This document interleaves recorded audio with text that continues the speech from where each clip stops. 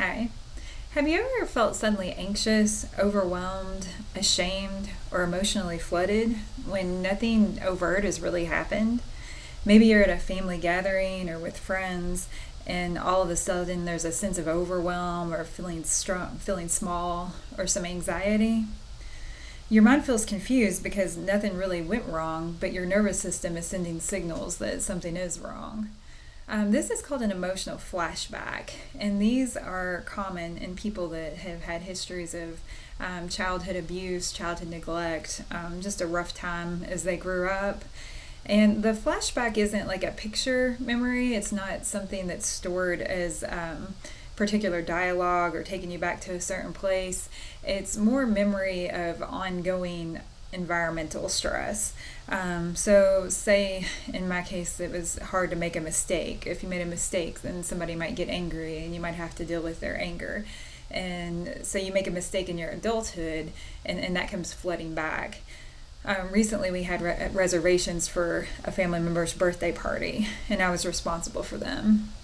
And I sent part of us to one restaurant, and the other party went to the right restaurant, which was the another location across town.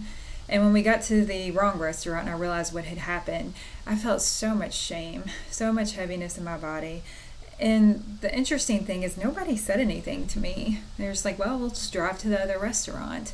And I found myself over apologizing and just feeling this immense amount of heaviness in my body, and kind of had to call myself out on it and realize, hey, this is an emotional flashback. Nobody is shaming you for a simple mistake.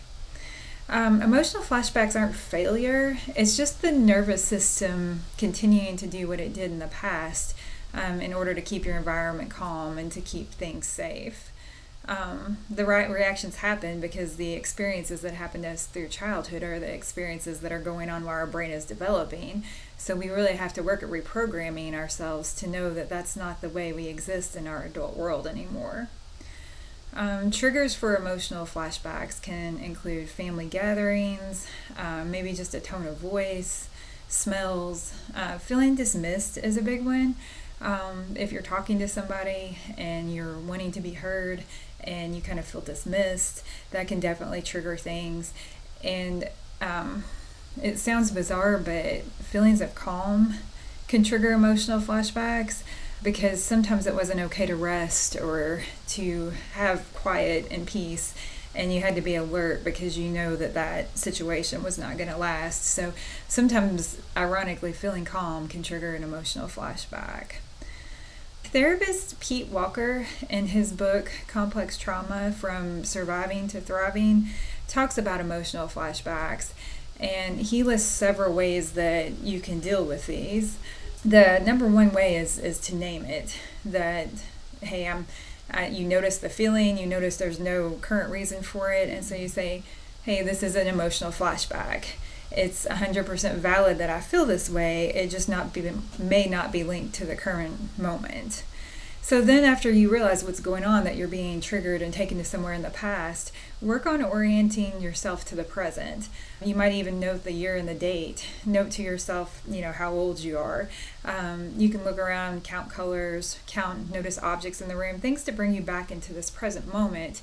Because even though your body's here and your brain is here, your nervous system has gone to a place in the past. So helping the nervous system return to the current moment is important. Reminding yourself that you're an adult. So often when we flash back, we're flashing back to a time when we were kids and we didn't have a lot of autonomy. We couldn't just get in a car and leave. We couldn't stand up to people that were being mean or hurtful to us. And just reminding yourself that you're an adult and you have autonomy now. You can take care of yourself much more so than you could when you were a child. Containing the inner critic is another thing Pete talks about. This is super important. When I talked about my own shame with just the reservation mix-up, there was an inner critic in there saying, how could you be so stupid? You've ruined the whole night, so on and so on. And I had to remind myself, no, I'm human. I made a mistake and nobody's night's ruined and it's okay. So talking down the inner critic that might come out when you have an emotional flashback is super important. And just like I said, that gentle self-talk. Tell myself everybody makes mistakes. This is not the end of the world. You're human and nobody's mad at you. And nobody was. I was over apologizing and nobody had said a thing. And then just allowing your body to move through it. So, with the example I gave, that was a lot of heaviness on me, a lot of heaviness in my chest. And so I just noticed it and did some breathing into it. If you're in a place where you can do some butterfly tapping, if the feeling and sensation in your body from the flashback is very intense, then butterfly tapping is just a gentle rhythmic tapping from side to side, and that really can ease the nervous system. So you can do it like this, just taking some breaths, noticing the room you're in, or you can also kind of anchor the thumbs and hit right below the collarbones. That's an acupressure point that sends calm to the nervous system. So understanding what emotional flashbacks are and that they are 100% normal and that somewhere in your life it's 100% valid that you are feeling this way. You just got to remind yourself that it's not the present moment and bring yourself back.